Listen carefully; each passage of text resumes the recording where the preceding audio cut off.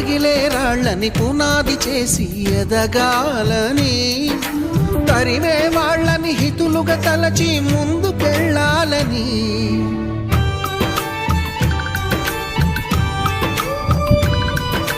కన్నుల నీటిని కలల సాగుకై వాడుకోవాలని, కాల్చే నిప్పుని ప్రమిదగా మలచి కాంతి పంచాలని, గుండెతో ధైర్యం చెప్పెను, చూపుతో మార్గం చెప్పెను, అడుగుతో గమ్యం చెప్పెను. నేనున్నానని